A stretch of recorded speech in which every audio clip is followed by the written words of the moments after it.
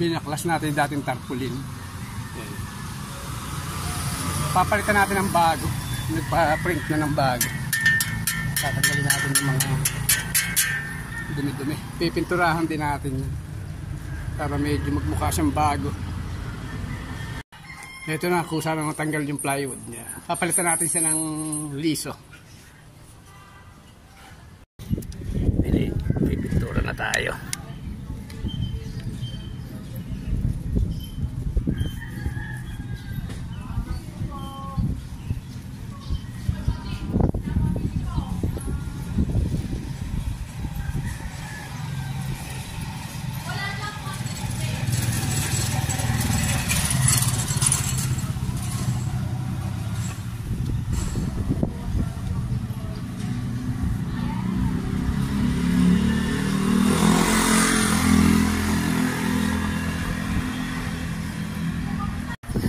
Tinatabasan natin itong tarpaulin ng high-end T-shape.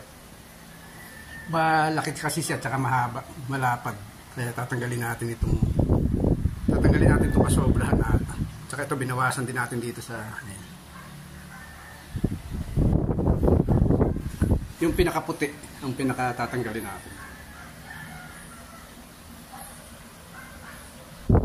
Ito yung ikakabit natin dyan. Yan sa kuna yan. Itong liso.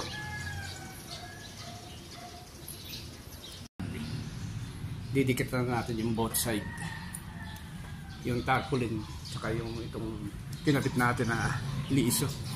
Ayan.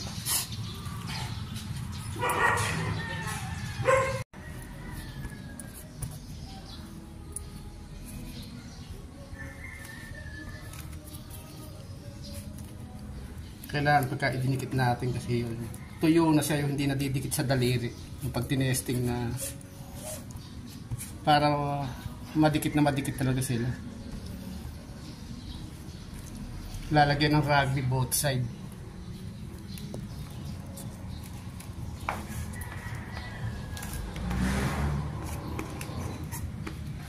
Yung parang ginawa natin sa na yan.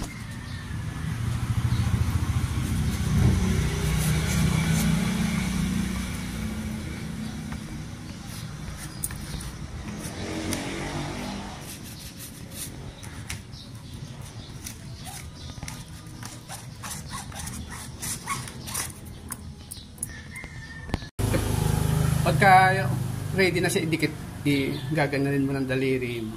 Pag hindi na siya dumidikit sa daliri, sa balat, pwede na.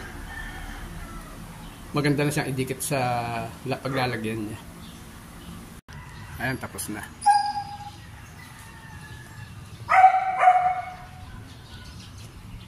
Back to back yan.